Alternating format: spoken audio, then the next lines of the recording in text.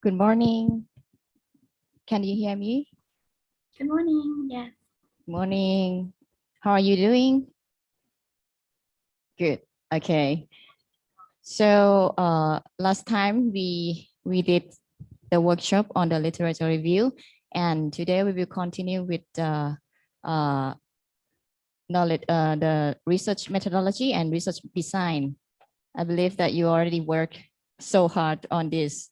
And today we will start with the presentation by each group, and then for 10 minutes, and then we will have 5 minutes for Q&A and also discussion. Okay, which group will be the first group?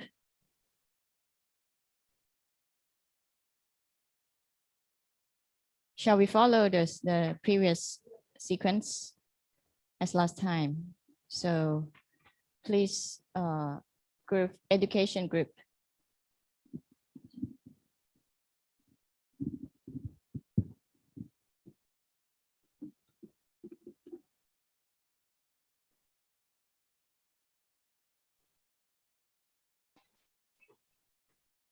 Oh, hello again.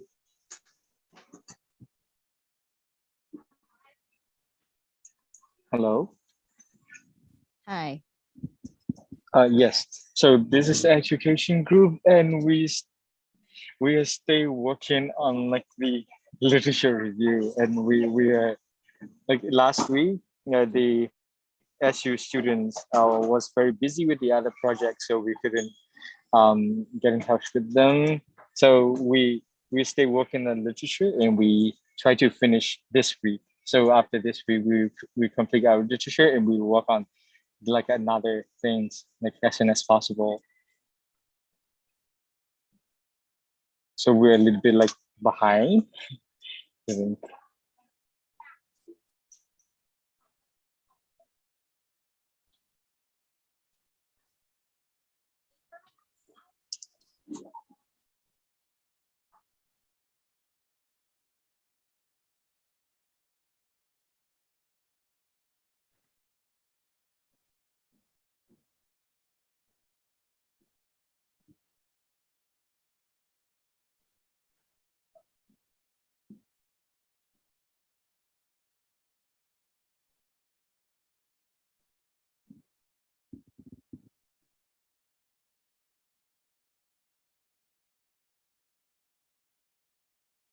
Endo,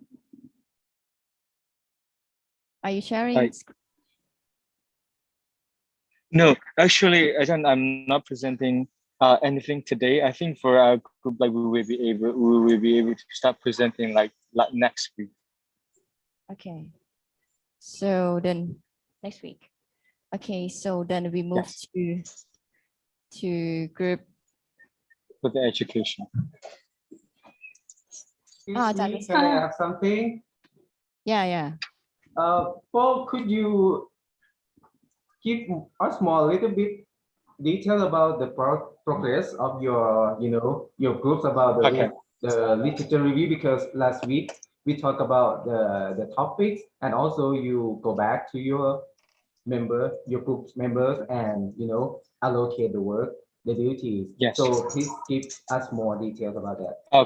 Okay, sure. So yeah, after I had a meeting with the campuses, then I started to talk with the Sophia University students. But it seems like they are busy last week. Like they have other projects to do with other universities, something. So they're busy, and it's like a little bit like we are kind of like we try to since like the week before last week, I tried to talk to them about like finishing the literature review, but the thing what they did was like they just gave me the summary of their reading, so it doesn't really like it didn't really work. So again, like this week, I talked with one of the like the facilitator of like from the students. So she arranged like she divided the work, and she told them exactly what we have to do. So we will write up everything by 4th of June. Then after that, we will have meeting with each other again in 5th. Then on the 6th, we will finalize our literature with authenticity again.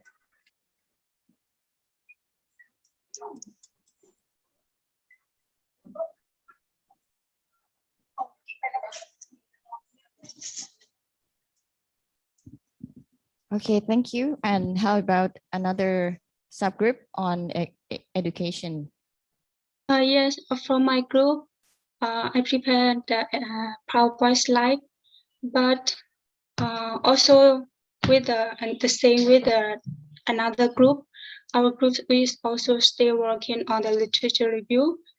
We are not done yet. So I think today I'm gonna present about the research methodology, and yeah, I just prepared some.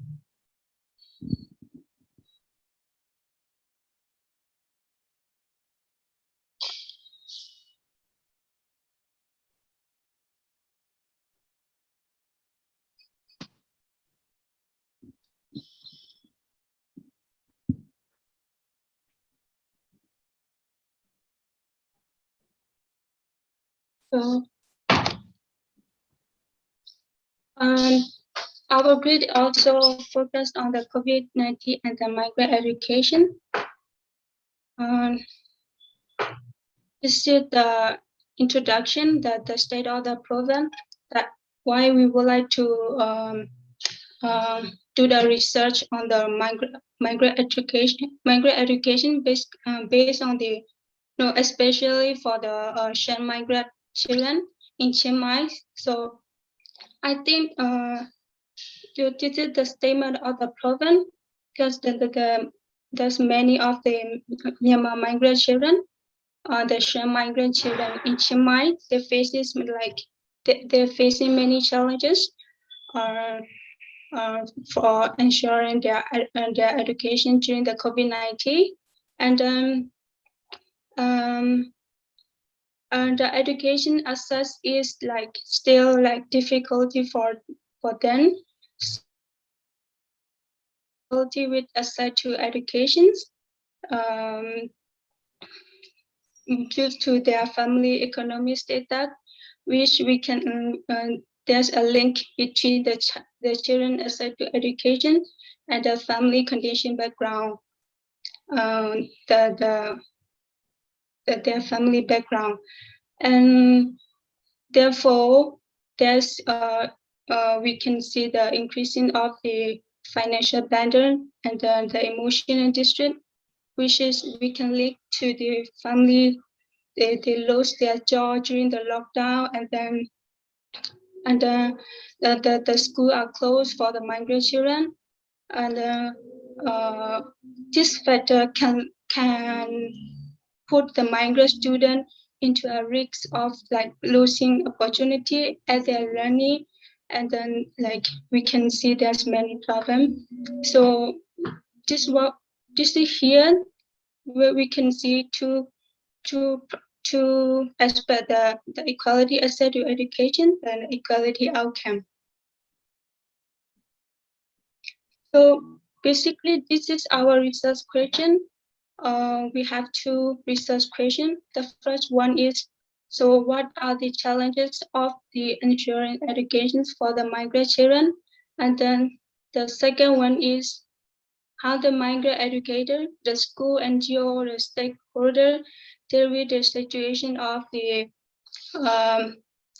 COVID-19 pandemic for the migrant children, and in the situation of the unstable network environment, what kind of method to provide learning experience exists? So this is the two questions that our group we will have a research paper. So this is our research objective. So our group would like to observe more about the challenges for the migrant children in access to education in Chiang Mai.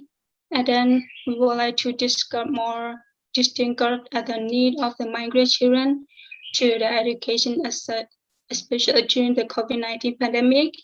And then their education issue and the migrant family conditions during the pandemic. So I think without finishing our literature review, we cannot go deeply to the conceptual framework. We cannot move to another step. But my personal life, I kind of brainstorming myself, kind of a big picture for the research, but that based on my understanding, and this is the conceptual framework that I developed. So you can see here the COVID-19, how the COVID-19 impact on the migrant children education. So by looking at the concept of the educational inequality, educational inequality can that happen in the local level in every country. So here, the migrant children are being the vulnerable in the educational inequality. So educational inequality is basically linked to their family background, the social and economic impact of their family. So on the other hand, if we look at their learning for the migrant children, so here, what are the challenges for the migrant children? Since the COVID-19 pandemic, their schools are closed, so they have like and they have challenges they're facing problem in the digital disability, because not everyone they can learn online learning. The online learning is not accessible for some of them because they're poor and then they cannot afford the computer, and then like so maybe they will have like home-based learning or online learning. We don't know yet. Maybe we have to go to the research field and we will know the research. So yeah, this is the learning. And also for the migrant children, they are also experiencing in the health issue, mental health and the physical well-being. So during the lockdown, they will be like self-isolating, and it can lead to their stress and like they will have a problem of the mental health issue. And also another factor, we have to look at their family condition background. So after the lockdown, the family and the migrant their parent cannot work, so then it will become like it will increasing their financial burden. So more poverty. So we have the domestic violence within their household, and also so it's all the factor which lead to many problems. We can see risks. So the migrant children, this factor can lead to the lack of the opportunity. They lose the opportunity in learning, so they have to drop out of school. So we can see the high level, maybe the sexual violence, how to say, the pregnancy at the young age or marriage. Yeah, this is the research outcome we can see here at the big picture. This is just like to see the big picture, how it is impact and the outcome. So for the research design and methodology, our group basically targeted group on the migrant children in Chiang Mai province, maybe around like middle school, no, maybe high school, like they're around 30 to 50. We have a focus group discussion. I think we can have the number of key participants, maybe 2 to 4 students. And then the parents, we can have the focus group discussion, maybe like 2 to 3 participants, and also teacher, maybe 1 is enough. And also staff from different organizations or different organizer can have individual focus. So maybe 2 if 2 organizations is enough. So I think this my opinion. So as for the research area, so which community base we are going to observe. This is I got our mentor Ajahn Pisik kind of like help me to like find if this give the information to me. So I think we can our mentor said we can go to the Wat Papao, where the migrant and the Asian migrant children they're learning based in there. And then I think we can also go observe how they live and the place where they live at the construction site, then elephant camp. I think we can go there. And then for the institutional based area, for me, I think I have a connection with the Being Education Foundation because I'm the former student from the Being Education Foundation. So I think I can contact with the teacher and they have helped me to connect with the student and the school and the migrant children. And also we can have the Math Foundation Women Foundation and the Pandemic Foundation or the Asian Women Action Network. This organization are basically the location are based in Chiang Mai, so I think we can go for our research field. So for the research method, we will have the qualitative method by focus interviewing like focus group, or we can go outside the area. And so the qualitative, we will have both primary source and the secondary source. So for the primary source, we have the interview from the children, the parent, and the teacher, and from different organizations. So we can have data, and the secondary sources from the journal article and the report book. So we can compare and analyze it. So as for the level analysis, we will compare, analyze from the information from both primary and the secondary source. So we will. So this is the semi-structured question for the interview that I prepare. Maybe basically, I think we will mostly focus on their lived experience during the COVID-19 and the knowledge and the opinion perspective. How do they think that their perspective and the way they live? Yeah, this is but the question that I prepare here, maybe we can like classify into like group. Maybe we will have different interview or different group of interview, the teachers, children, and the family, their parents. So I think the question here can be put into their group for the children and for the teacher and for the family. So I think these are all for today. I'd like to have some comment and feedback from. Thank you. Thank you, Nonunua. So now it's time for Q&A and discussion.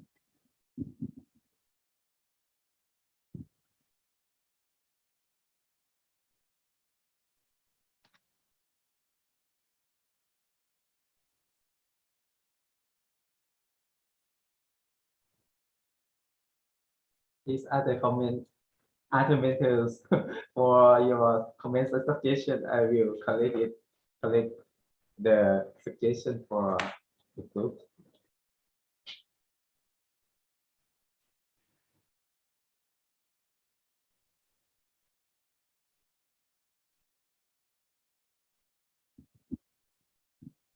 Any comments? Okay, if other centers don't have at the moment, I will give a few more comments for Nunu and also for as well. For Nunu, I think for the literature review you presented, I think you can imagine for the answer for some research question that you said before. So please go back to the research question and think about it, because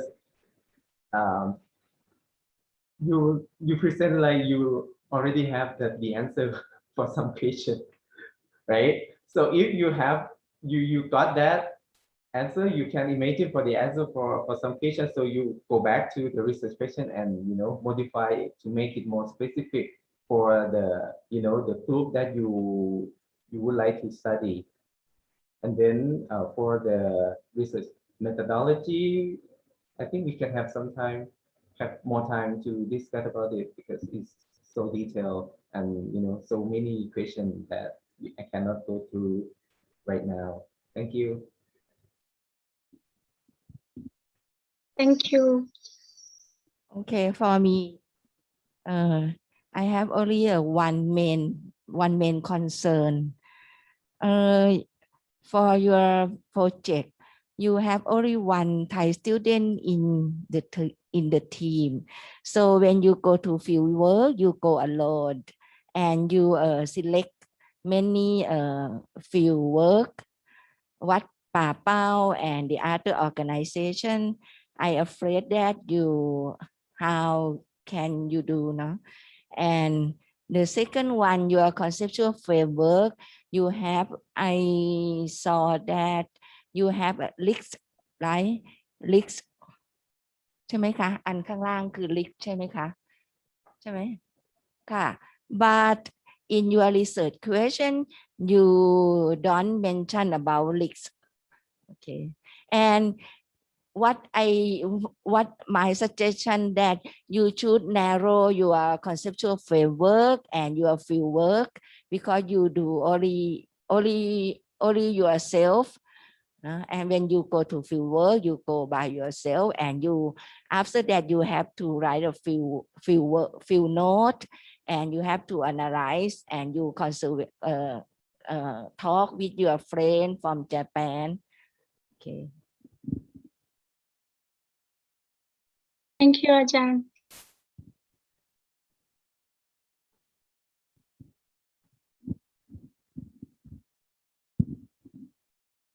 Yeah, so I agree with Ajahn Pisit and Ajahn Mali that you should be maybe narrow down your study according to the limitation of time.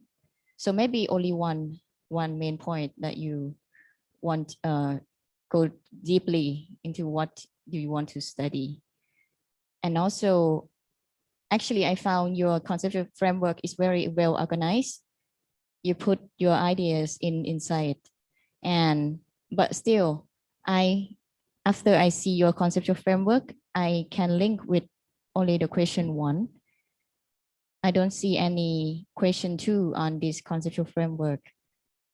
But actually, like Ajahn Pisit said, you will have to take time on this and go back to your research question and decide which could be exclude for now and only specifying on the main point.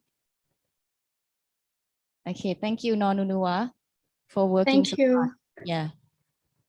Okay, then we will move to the second group, the work experience of the health volunteer.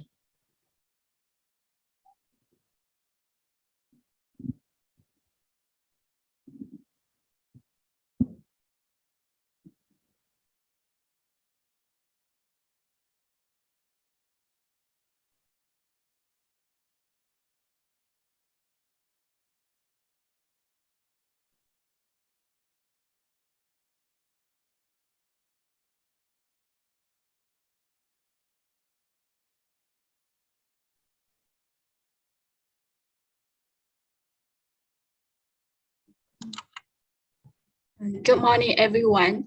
So may I introduce first with our research topic, which is a work-life balance of health volunteer and COVID-19. In our groups, we have 3 members, me, Mo, No, and my friend Art. Yes. Next, please.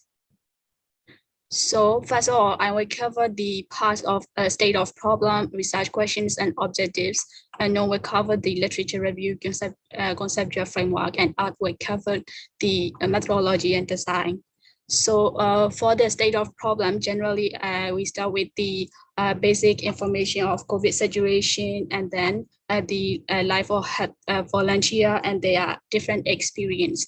So the WHO declared that coronavirus disease as a pandemic on January 30, 2020. So as a response to the COVID in the globally or as a state level, they have the policy like lockdown or quarantine and social distancing. In Thailand, the first case was found on 13 January, which Thai government with the taking the action on 18 March by closing all schools and public areas, followed by the emergency declaration of curfew.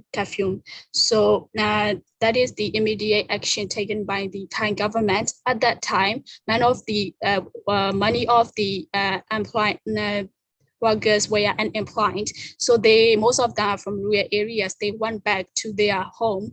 So it is very, a critical condition and the spread to control the spread of the virus. Therefore, to cope with that problem, in that process, village health volunteer played a very important role for the primary healthcare system. So, so when they have to perform immediately in the quick transmission process, they experience their life and work very differently. So that is our main what we assume as the problem. So they face the uncertainty and intensiveness. So for the uncertainty, because coronavirus is the novel coronavirus disease, which is unknown and very new, and not the vaccine is not 100% given the assurance to the people. Yes, and also intensiveness. They in the monitoring and prevention process, it consumes a lot of time, their time, and many labor resource, place, techniques, and equipments. So they face a very different situation what they have experienced from the past and during the COVID-19. That is our state of problem. And next, we will go to our research question. Yes, so in order to understand, we would like to question how is the life of health volunteer in general and how health volunteer coping with COVID-19 under the changing circumstances. To understand this question as an objective, we expect to understand the life of the health volunteer before and during the COVID-19 and to examine how they balance their life and work. Yes. And my friend will continue for the literature review parts. So we have national study in like three main things about work and volunteerism.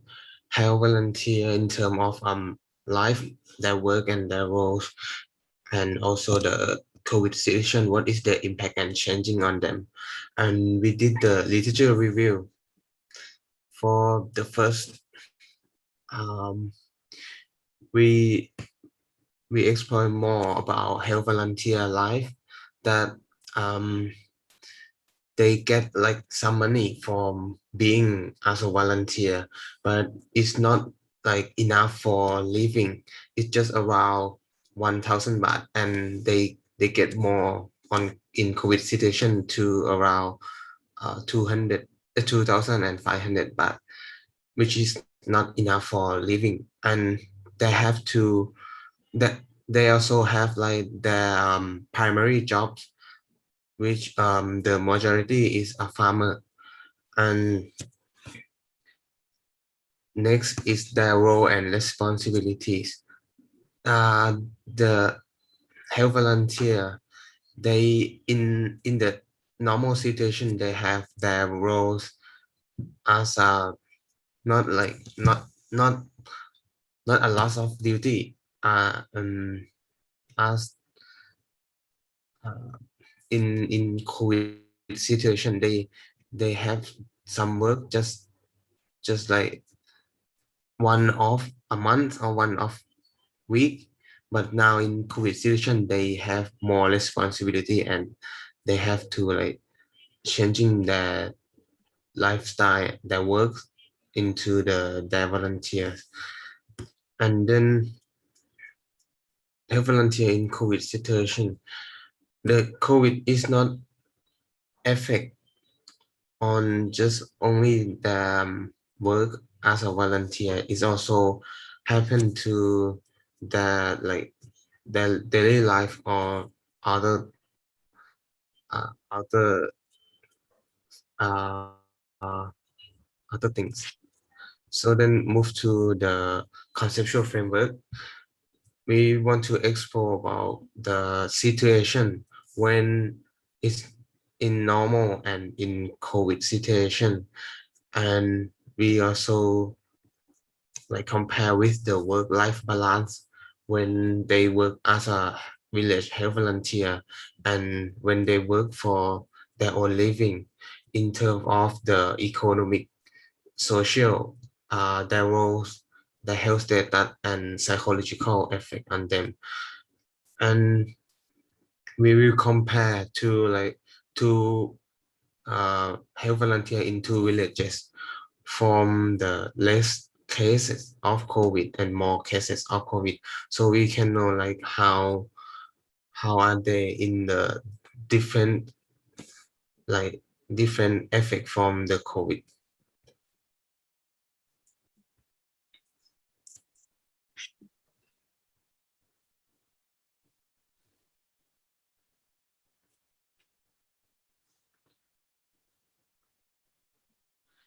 So the research design and methodology, we have a unit of analysis in terms of qualitative research method. So we focus on like that information from the health volunteer and the population and pace of study.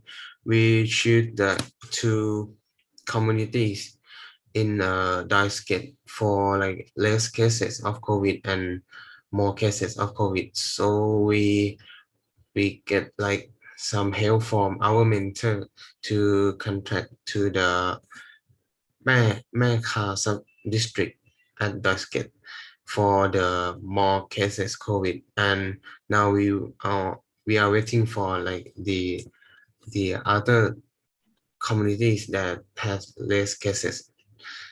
And next, the simple selection, we should like 50% of the health volunteer population in 2 villages, which based on like working years, role they have to take and their occupations. So we will like shoot differently for interview them, because we will use the data collection method in terms of interview.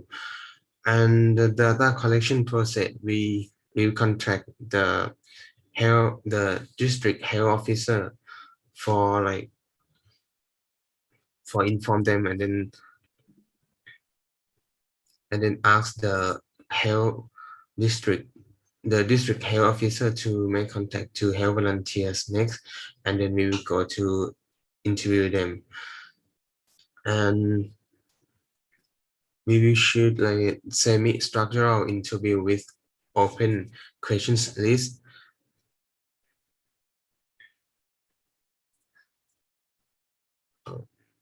So this our like base question. We just organize into 3 terms. First is about the general life, and it's also about like how they be like volunteers. And then the second one is their roles.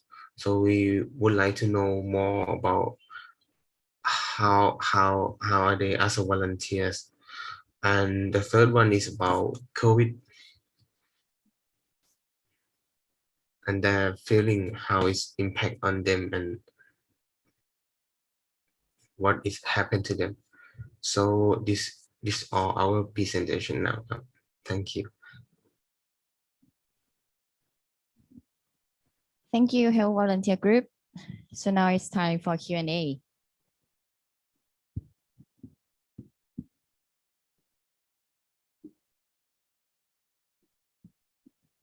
Can you explain why how is the specific context of the Mekhu sub-district? Why you choose this area of study? As we have the period lecture before with Dr. Suwat, he have like some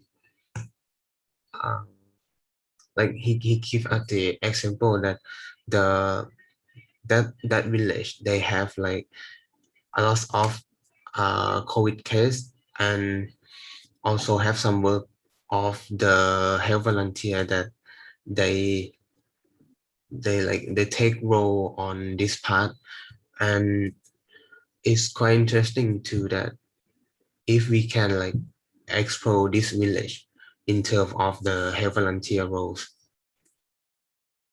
and we can compare to the like other village that have less cases, and we can know like how the health volunteer work differently or take their role differently, and also impact to their like work-life balance.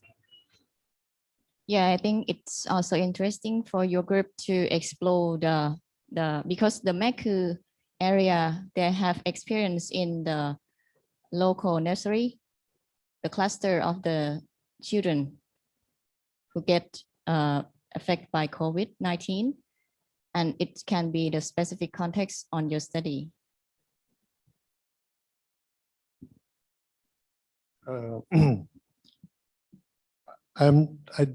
I do not, I'm not sure whether within the time limit you should do 2 cases or 2 sites. Maybe one site that is MECU would be enough for you to do this study. The reason being that you would have to spend more time in understanding the structure of the village health volunteer, how they were recruited to be health volunteer, and what is the relationship between this health volunteer and what they call the sub-district hospital. What is the kind of working relationship there? What is the difference between the staff at the sub-district hospital and the role of the health volunteers? In other words, focusing upon sociological information about health volunteer, their occupation, their training, and their relationship with the sub-district community would be a necessary group of data that you will collect. Second, when the COVID-19 outbreak in MECU at the nursery in that place, who responds to this issue?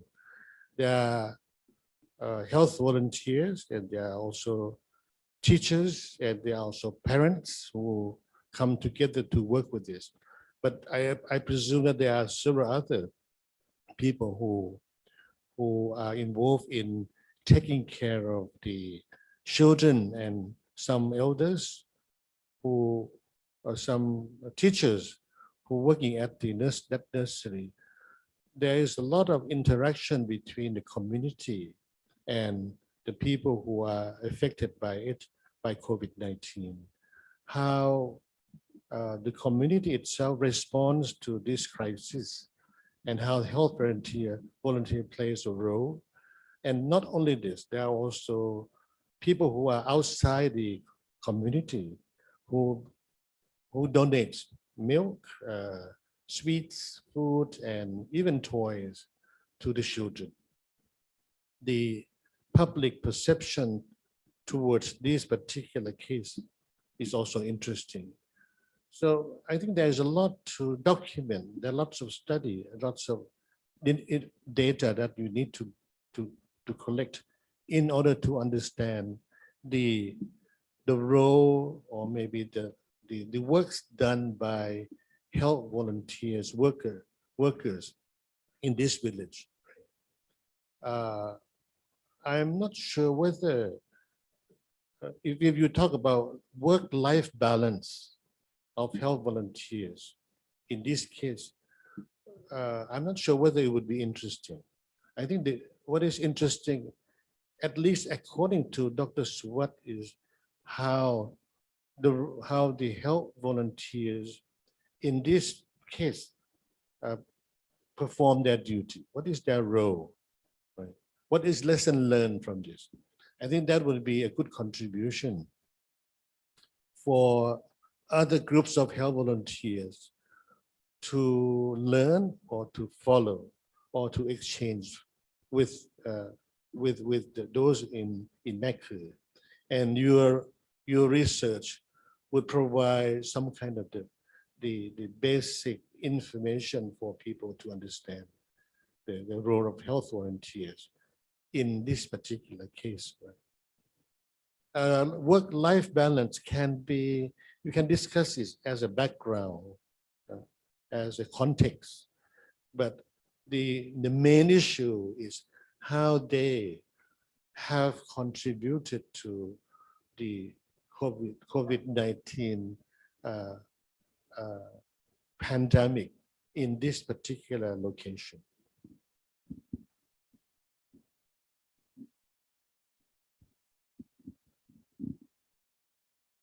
Annie.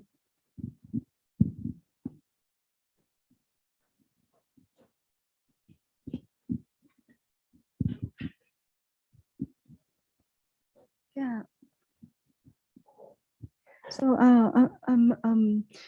thank you for Jan Chayan to suggest our group for the interesting thing. I think this is quite interest to look at for the role of the volunteer as Jan Chayan suggests, and we might think again about the issue that we would like to compare between these two committees or not. I think this is a thing that another project have to be concerned as well, that we propose the proposal to the ethics committee, and in that proposal we put the scope of research design in that proposal, and it doesn't mean that we have to follow that strictly, but if we have to change according to another context or another reason that we change our research design or other interview or data collection method, I might ask Ajahn Jiu to summarize all this change again from all of the project. I'm not quite sure that education project that will be changed in that research methodology that is not followed by the research proposal that we have accept from the ethics committee or not. If all the project or any project have changed, like the health volunteer might be changed to study only one community, we have to inform the ethics committee again and then ask them to accept. That is the documentary process. But this is to bear in mind that if you are changing, you have to inform Ajahn Jiu to do the documentary to submit and inform the ethics committee again. So for the Meku community, we have contact with the health officials, the district health officer already, and then he's agreed to help us to connect with the health volunteer, and another maybe like Jan Chayan suggests that we can through this health profession, Kunyod, no, health officer, we will connect to the Doisket hospital and then go to another people. But to go to the community, we have some limitations such as we cannot connect with other people freely because of the COVID situation. So we have to think about who that we can connect with them and interview them like that. So we think about that, who is the most necessary thing that we have to do, and then we ask for the permission from the Kunyod, from the Doisket hospital to interview them.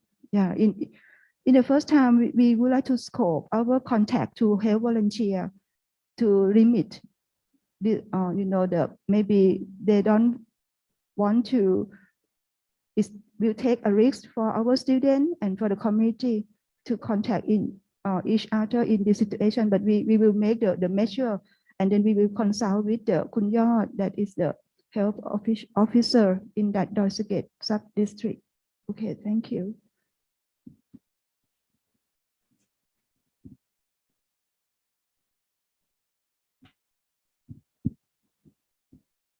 Thank you. So now we will move to the third group, the local economy and the local knowledge.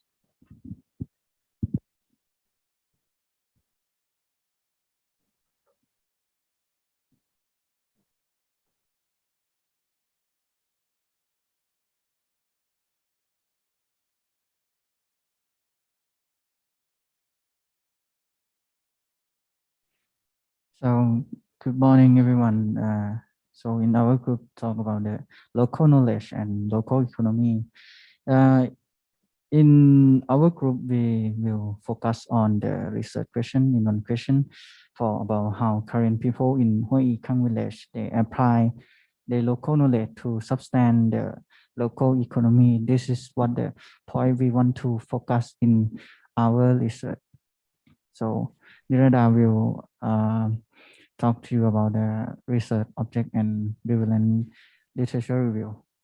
Okay, so the research objective that our group wants to study is how Hoi Kang community adapt to the COVID-19 pandemic, influenced by their culture.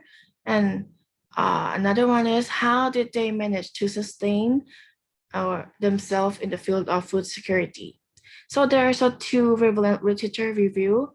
The first literature review is talk about 3 levels of food system in terms of COVID. The first one is the level of nations, which is affected the poor and wealthy country, developing country, developed country, in which most of stores, markets, and food industrials are shutting down. And the second level is food chains, which about the food system that organized form from goods and services, and also the transition from the primary production to final consumption. Third one is the specificity of food and food chains. It is about this food system that's still being in crisis, as well as the other industrial and service sectors, due to the dominance and the consumption that are integrated into the food empires. So the second literature review is about a forest ecosystem, like waterside forest ecosystem that play an important role. It helps exchange nutrients between aquatic ecosystem and the terrestrial ecosystem.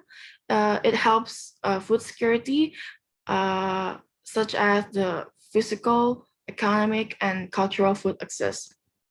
So all physical food access to be made possible must arise from the understanding of food ecosystem and includes food security management and ecological management and structural management. So this we would adapt to, or we could apply, like how do Hoi Kang people, they can protect their ecosystem, or they can manage those forests under the control or the beside forest.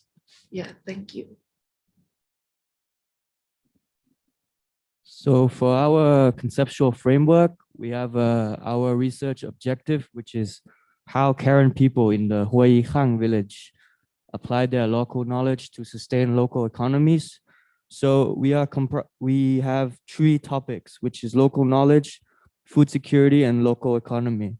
And what we believe is that if we inquire into one topic, we can find out about another topic. So for example, local knowledge, if we find out how the community of Hoi Kang manages and preserves their community forest, as well as their community belief rituals, there is one example, which is the Demadu,ใช่ไหม?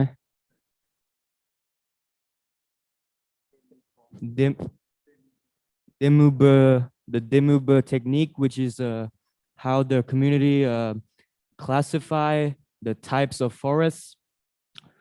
So we believe that finding out about these two aspects will lead us to finding out about natural resource management, which can then give us answers about how the community preserves their, protects their ecology.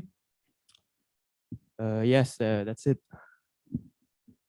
So this conceptual framework of our group is a big picture to our group will study to about the three objective to invite how they can sustain the local to how they apply this from local knowledge, like the community forest, like Nicholas said, from the type of the forest, how they manage the forest, community forest, right? And that will be to connect with the natural resource management to make they have substance economy and something like the shifting cultivation and the economic ecology. This is what we will study in the our research.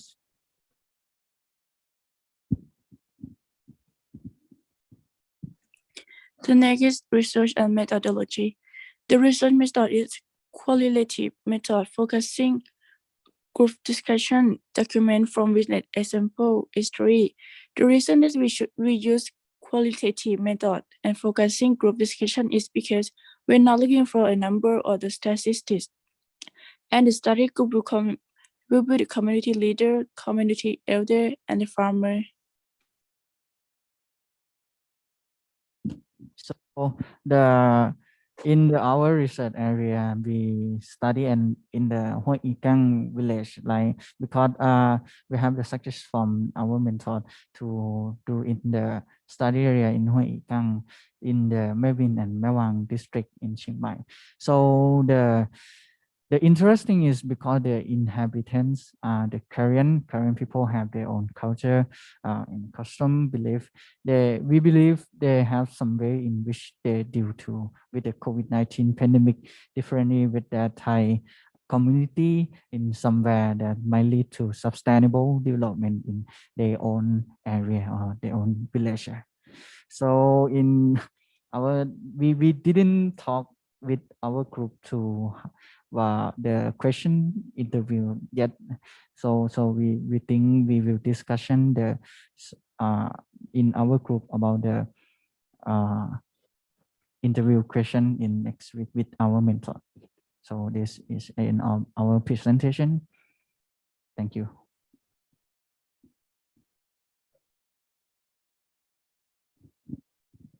Thank you. We would love to hear your comments.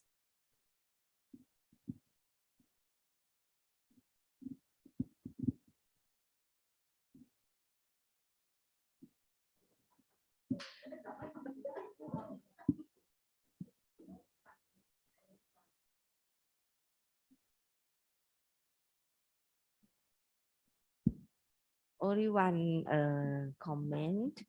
Return your slide to a conceptual framework. I think that in a conceptual framework, you lost one keyword. Which one? COVID-19. You lost your conceptual framework and your the last slide is total difference. Yes, it's about And COVID-19 yes, pandemic, right? in research area, you mentioned about COVID-19, but in conceptual framework, anything about you lost. I think that you to focus to sustainable development or something like that. I think that for in the middle, how Korean people, I can't see it. Apply. Yeah. And the last one is to protect COVID-19. Okay, that's very good. Thank you. So this one we heard we study, we know about the history of the Hoi Ikang village, right? They have the Ahiwa Takarok. In their history, they have the Ahiwa Takarok. Korea. I don't know about their history epidemic disease before, but nowadays the village is the shifting cultivate. They're not alone cultivate shifting cultivation. They mixed between shifting cultivation and cash crop, and they grow cash crop sent to Royal Project. All right. Yes. Yeah. And now after COVID-19, firstly, Royal Project find the market for them, but now some they don't have enough market, so they have to send their product to market, local market in Chiang Mai. Yeah. And it's difficult for them because COVID-19, and they have to protect themselves when they go to the town. Yeah. Okay. Thank you. If I not I remember that only 5 households still have only a shifting cultivation. And the interesting that is this village, the village headman, she is a woman. Is a woman. Thank you very much. I hope that we can go the village as soon as now, because Okay. now in Chiang Mai, COVID-19 is decreasing cases. Yes. Yeah. I have something to add.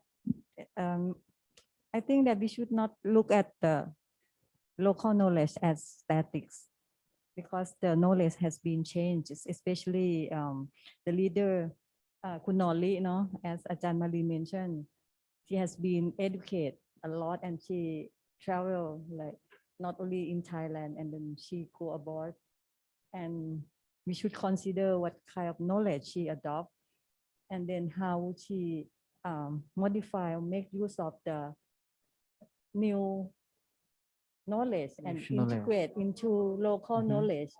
And for informants, you just interview only the old people. Why don't you interview the youth one in the village, right? So then it's not only, who is the knower of this knowledge that you identify. You just think it only the older that know this knowledge, but you ignore the others that can be, produce this kind of knowledge, how to, adapt this one to encounter with the COVID-19. Right. Yes. Yes. So just define what kind of knowledge that you're going to explore. Okay. Thank you very much. And also, okay, maybe you can say how many of the interview that you're going to So this interview, or you we don't need didn't to talk put with it now. our mentor now, right? But we will start have the target, and we will plus the how they mix the modern knowledge with their own local Even knowledge. technology Yes, also. yes. So maybe all of this we will talk about the how the knowledge about the resort management, the natural resort management.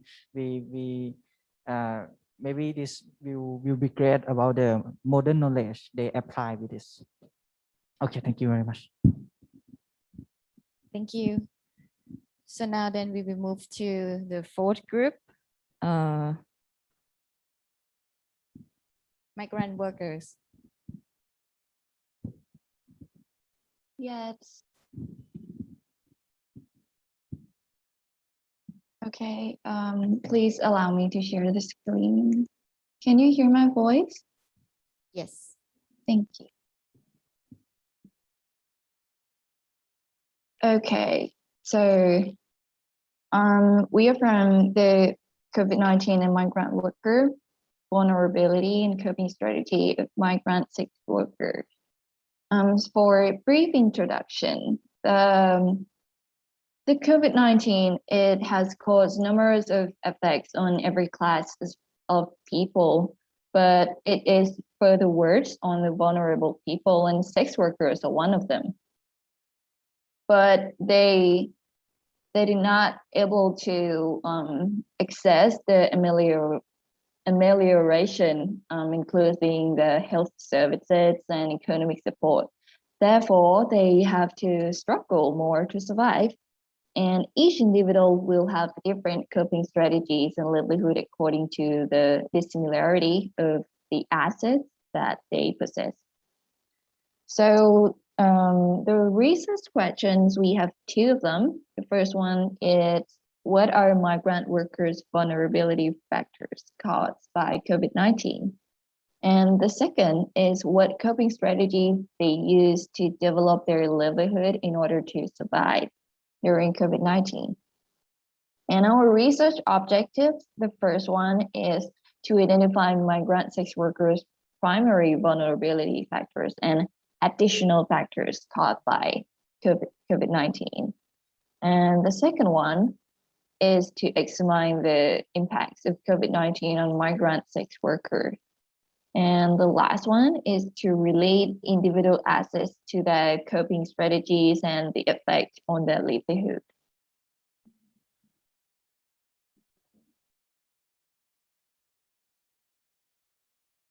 The third topic will be the relevant literature review. The first one is about the vulnerability. So we will have the review of the definitions, the concept, and the context. And about the coping strategy and livelihood, we study on the livelihood assets and the support from policies and institutions. So here's our framework. So basically, the vulnerability context and factors are consisted of two elements, which are the livelihood assets, includes all the human capital, social capital, natural capital, physical capital, and financial capital. And another one is the policies and institutions, and these two are associated. And COVID-19 is like a shock that hit the vulnerability context and factors, and it also has effect on the coping strategies and also effects on the livelihood outcome. So to have more income and well-being and reduce their vulnerability, they have to come up with a better coping strategy according to different situations that they face. So here's our main point today, which is the research methodology. The first one is the research site. We will have an interview at Can Do Bar, running by Empower Foundation. So let's know a little bit about the Empower Foundation. This is like a Thai sex worker organization that promoting opportunities and rights for the sex worker more than 30 years. And currently they have a center in Chiang Mai with a local community around 3,000 sex workers and attract a significant numbers of migrant sex workers from Myanmar, who will be our focus group of the research. And about the Can Do Bar, it is like the safe zone of the sex worker in Chiang Mai. It is owned and managed by a group of sex workers from Empower Foundation, and it began in 2006. They started a community fund where any sex worker who contributes to the funds become part of the collective ownership. And our study group, it will be focusing on purposive sampling that meets our criteria. And here's our criteria. For the inclusion criteria, they have to be female, age between 18 to 45, and they must not own a Thai citizenship. And what is the most important is they willing to give us information, which is verbal consent. The exclusive criteria, they might not have the other genders, and age less than 18 is not allowed. Owning Thai citizenship is also not allowed. And if they're not willing to give us information, then we cannot gain information from them. So about the research method, it consists both technical and strategic level of quantitative and qualitative research, which is the mixed method. The advantage of it is that it presents the diversity of the ideas that gathers from the interviewees, and it ensures those findings are grounded in interviewees' experience by statistical analysis. And And about the data collection, for the interview, we will have two sections of it. The first section is the questionnaire, the quantitative data, of course, including the age, income, expenditure, etc. We will have about interviewees during this section. And for in-depth interview, which will be the qualitative data, we will have about 7 interviewees. I will have the example of the questionnaire and also the in-depth interview question later that I will show you later. And the second section is the participant observation, of course, qualitative data. And secondary data, it's collected from the previous relevant research, academic journals, websites, newspaper, or articles. So about the in-depth interview, allow me to show you the example of the questionnaire that I have come up with here. Can you see the screen? Yes. Okay, yeah. And after the interviewee has input all the information, we can process and analyze it by the program that has provided. It will show us the number, the percent here. Sorry, we cannot see your Oh, file. please wait for a moment. I'm gonna switch. Here. Okay. Okay, so I've done like some of the example, and here's the result. We can see it in the chart, and it can also be analyzed in, like calculate, and information is provided by the Google Sheet here. So we will have some formula that here I have come up with, and we can like calculate the average numbers of the data as well. Okay, so let's back to our presentations. Oh, okay, and here is the migrant interview form that I have come up with. It's about the in-depth interview. It's still be in Thai because we are going to interview them in Thai language, and it'll be translated to English later. Here, it has about 25 questions, containing 4 sections, mainly about their understanding about the COVID-19, their impacts and their vulnerabilities affected by COVID-19, and also how they cope with the situation, their coping strategies. And the last one would be the suggestion could be to the government scheme or policies. Okay. So here, I've already mentioned a little bit about the data analysis because we use the mixed method. So we contain both quantitative information and qualitative information. So about the quantitative information, it will be gathered and managed by the Google form together with the Google spreadsheet. And the qualitative information, we will use the content analysis, which is a research tool to determine the presence of the certain words or themes or concepts within some given qualitative data. And we will manage it by the data coding. It will be easier for us to, categorize and connect the relevance of the data. For ethical consideration, here is also very important for our research.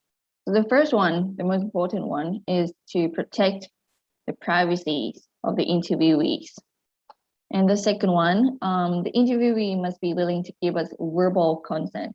We didn't use like the document consent because sex worker is still criminalized in Thailand. It means they are describing their criminal activities.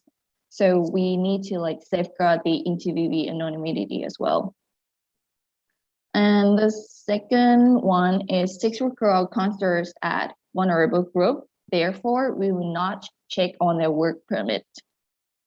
And the last one is that the interviewees can avoid giving information if they feel uncomfortable anytime. Okay, about the unit of the analysis.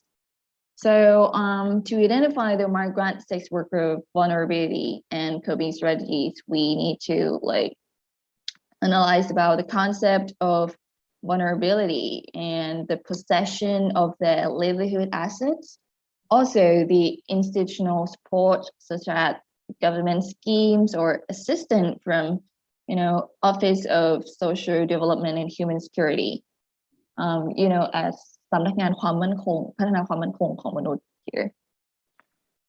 And the level of analysis will be the last topics of our presentation today. For the micro level, it will be focused on the individual vulnerability, the possession of livelihood assets, their coping strategies, and the livelihood outcome. For the meso level, it is the correlation between macro level and micro level, and it is connected by the community, the allies. Could be another community that have a good relations with, like the LGBT groups, the prize, or the homeless, and also the foundation coordination. And for the macro level, it includes the social structure, the laws, the government schemes, and of course the policies. Yes, and that is for my presentation today. Thank you so much. Thank you so much. So now it's time for discussion. Any comments? Hello, I have a few questions and also the suggestion, maybe. The topic is very interesting, and I have been through many literature about that because I'm interested in the migrant worker as well. But from your topic, this is very interesting that you said that you would go for the participatory observation during your fieldwork, right? From my question is it necessary for you to do that in your research, and how you can do that in which area that you would like to do the participatory observation, and how you can do that? This is my concern, because this is quite difficult, as I read from the work done with the male sex worker in Chiang Mai, who are mostly Shan migrant worker. This is very difficult to visit them at and then observe them at every daily life activities, and also in the workplace. So please consider it carefully about it, because maybe if it is not possible, you can change a little bit to do to change to okay. And also for the migrant worker, because for your inclusion criteria, okay, you said that you would collect the data from migrant workers, right? They are sex workers and they are migrant workers. They are from other countries, So for the analysis process, shall you include the issue of being migrant workers in your analysis, because you left it at the end. For the analysis session, you just talk about the vulnerability on the side of being sex workers. But in fact, they have like a double vulnerability, because they are not only sex workers, but they are migrant, they are not Thai. So shall you include this issue in the analysis? Yes, actually, I already like take it as one of the factors that I will be analyzed, and that is also includes in the the in-depth interview question as well. I will provide a section to describe the difficulties of being both migrant workers and at the same time sex worker. It's more like a detail that I have touched very little today, but yes, it's already has and exists in the research analysis. And what about the participatory observation? For the participation observation, I need to like consider this with my mentor, but we have talked about a little bit, and my mentor, she have like a good relations with the foundation as well, and we may like access to some of the interviewees live and to see if they're willing to give us information and allow us to observe them.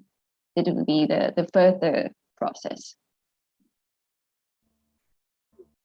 I have questions and some comments, not really comments, but the idea that you have done on your presentation. First of all, I think it's thank you for you that you have presented very well organized one for this presentation, and also I think I would like to bring the consideration attention for the other student as well from your presentation. I think it's very good as the example that our other students can learn from you and learn from each other. The first one is you proposal and your research methodology, you bring out another research method, especially the survey method, Google Forms and others like a questionnaire. That's quite good, but you know that, right? Well, the questionnaires and survey, it just the positions of the questionnaire and survey research method is just to understand the overall. You want to get this information in terms of the overall, right? So that you can elaborate this, connect to the other research method on the qualitative method. So this one is quite good for me, that I would like to encourage other students to understand this research method as well. Just one question on the survey part, the survey method. You said that you're going to use the Google Form and Google Sheets or whatever. Your people who going to fill in the questionnaire, how you going to deal with this? How many sampling that you want to get, and the validity of the survey, how many? That's the kind, like, that when you do the questionnaire, this is all come up for the questionnaire research method. This is the first question. The second comment is to encourage other students as well, because you bring out the ethical consideration. I would like to encourage other students, especially for non-UNU, the migrant education, because it's a sensitive issue when you go for interview, in-depth interview to the key informants. So for the in-depth interview, for example, the case of non-UNU gonna use the focus group. Ethic consideration will come up at the moment, because for the migrant worker, and especially when non-UNU will interview the family members, father, mothers, and others family members, and will do the focus group, which means that they will come together as a group and talk and interview, right? So these kinds of the research method to get the information in terms of the ethical consideration, I don't think the focus group will be appropriate for our sensitive issue. No, this is not only about the research ethic committee's protocol, but it's about the research principle. When we gather key informants together and based upon the different family background, and when we interview them, it's gonna be, they will know the storytelling from the focus group that you mentioned, that they attend in the group. So the principle is that I don't think the focus group will be appropriate for this research method at the moment, for the sensitive issue as well. Okay, that's the only two comments and like an idea to share with you guys. Thank you. Thank you, ค่ะอาจารย์ You want to answer?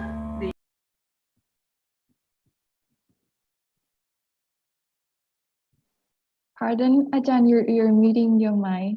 Okay, I am wonder that you want to answer the questionnaire part, and you will do it. Yes. Right? About the number, I have not like exactly decided about it yet, but I come up with like I'm thinking about having 10 interviewees to do the questionnaires and 7 to do the in-depth interview if some of those 10 are willing to give us further information. That is like the basic plans about it. Okay, let's understand the validities of the research method now. Okay, thank you. Yeah, I have something to add up and respond to Ajahn Jiu for a number of the questionnaire that we going to do it. Actually, is depend on the budget. For these two, we need to give them, in for time that they have to wait for us. So, and the number of that also depend on the budget.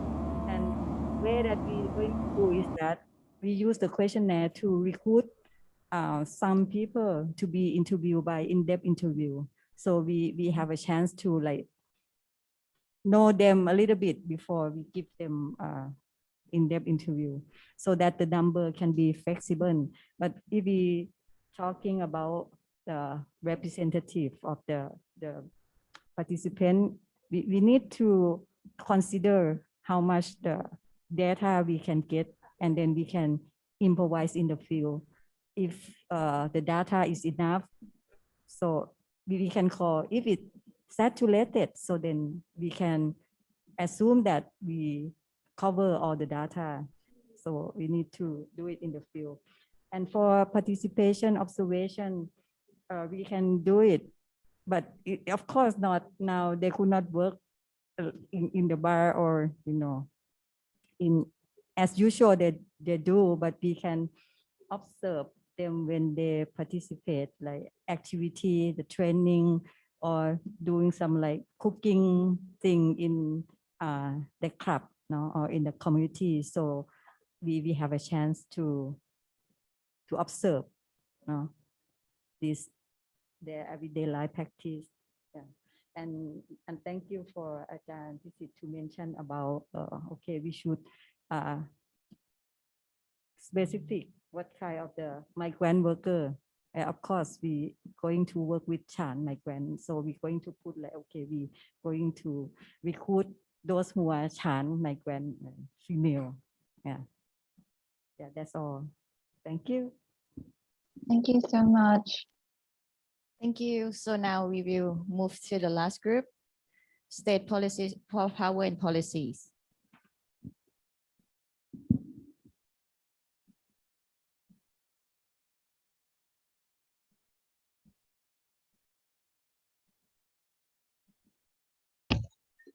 Hello, can you hear my voice? Yes. Okay.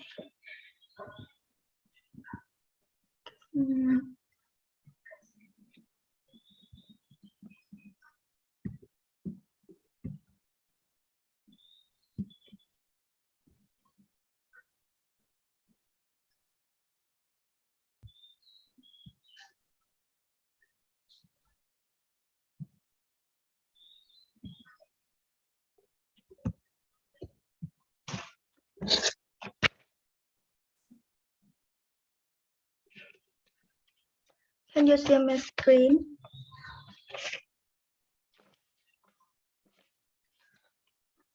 You see my screen? Yeah. Okay.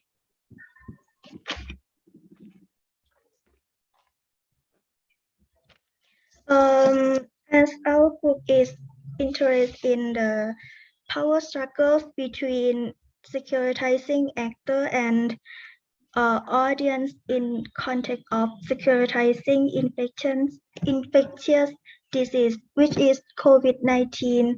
So our research question is, how do securitizing actor and audience interact during the process of securitizing infectious disease in non-diplomatic context?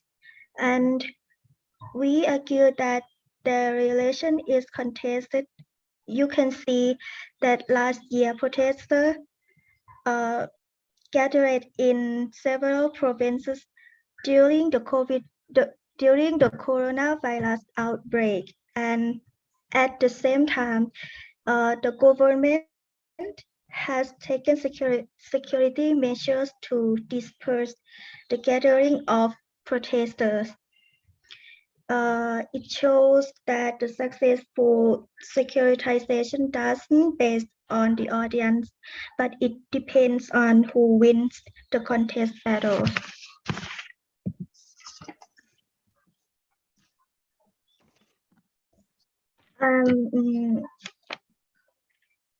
For the research method, we will use the qualitative data collection because the interaction between protesters and the government is not information that shows number and values. Therefore difficult to use statistical data collection, and the interviews can help us understand the motives of political action and dive to the context of the infectious disease epidemic and power struggle. We will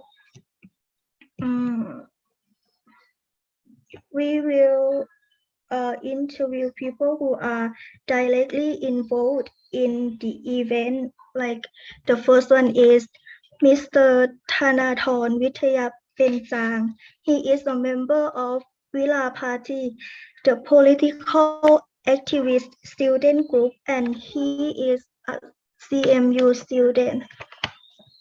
The second is Police General Puranath Dwangdi. He is a superintendent of อำเภอเมืองเชียงใหม่ Police Station, which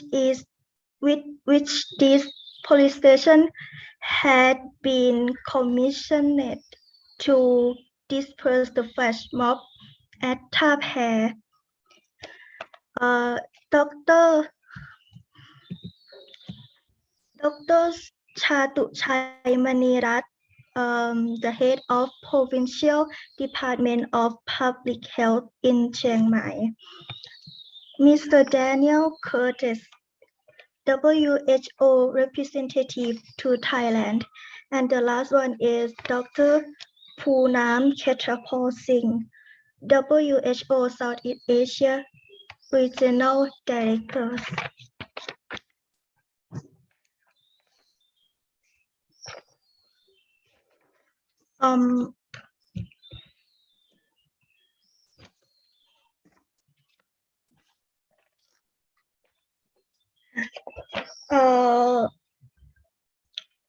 According to the qualitative data collection, we will set questions in advance and use semi-structured interview. We will provide a consent form to interviewees. First, if they agree, we will record the interviews. But if they don't agree, we will use note-taking instead. And we will also use information from journal, article, and news. This is some questions that we will ask them. Okay. Thank you.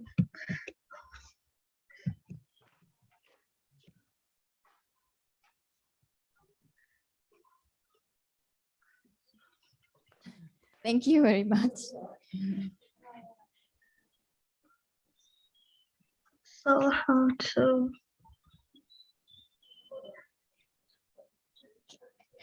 Okay, can I ask for the underlying reason why you choose the potential interviewees to be the WHO or the people who are working in the public health?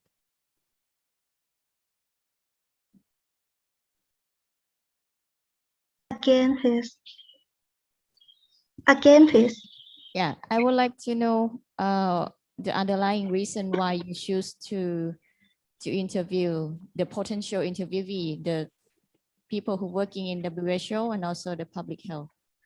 What is the underlying reason? I think, okay. May I answer this one? So we're gonna examine whether the government's policies and powers were in proportion to the protests or in proportion to the COVID-19 that was present at the time of the protests.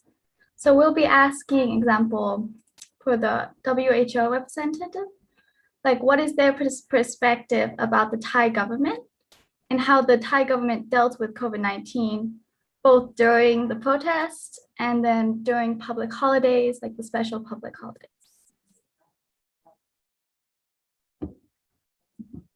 Okay, any comments, questions? Can I ask something? Can you hear me? Yes. Okay. Please go back to. I'm not sure most of the interviewees are Thai, right? If I'm right. Yes, most of the interviewees, except for WHO representatives and foreign, mostly right. Thai.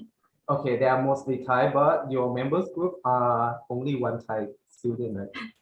So yeah, this is not the question, but this is my concern that only Thai student can interview Thai interviewee. That consists of the mostly they are the majority of the interviewees. So yeah. This is the issue of work allocation during the fieldwork. Thank you. Yeah, so that is a big concern, but I think we can allocate the work relatively equally because a lot of the protesters are more involved in international politics and are well-versed. So we have some other contacts with potential interviewees that were protesters, and at least two out of three of them speak English and will link us to other protesters who will speak English with us.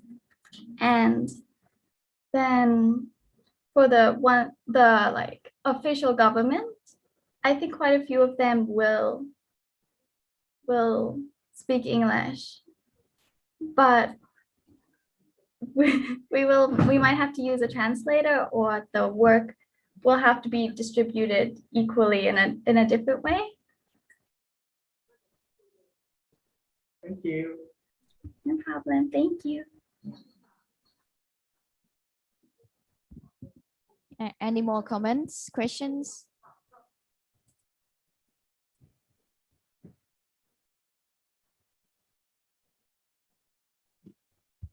So the group member, do you have something to add? No. Okay. So thank you. Thank you very much. So then,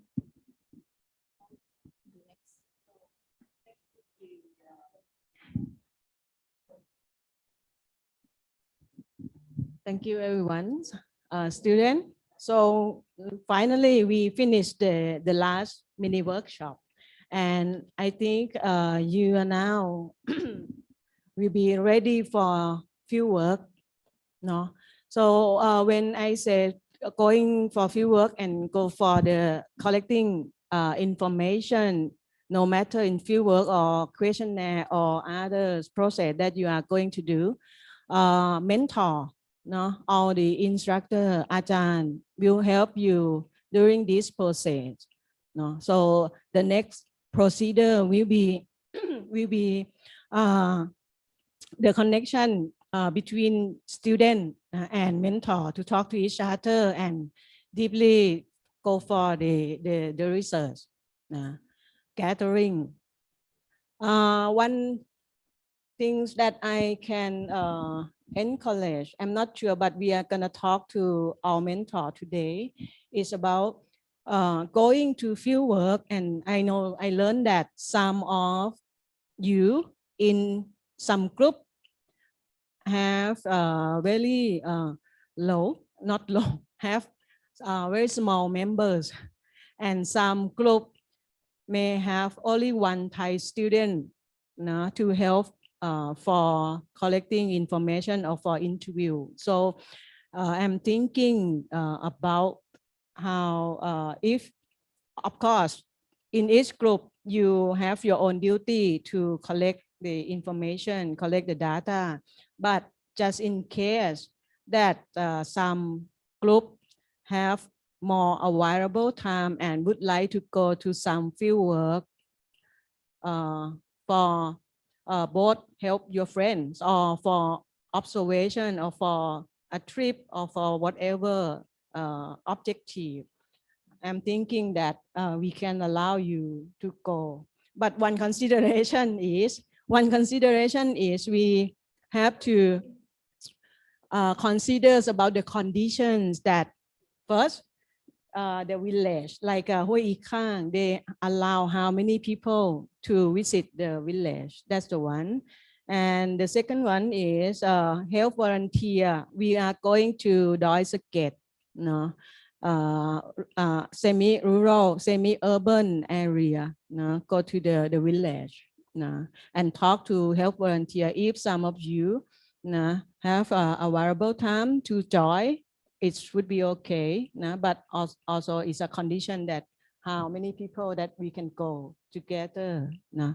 So we will schedule the field work time and date for the whole group, for each group, and then we'll let you know whether or not you can join the field work. Is that okay? No? No? All right. Okay, that's for all at the moment. The few, as you may know that we have the very tough schedule.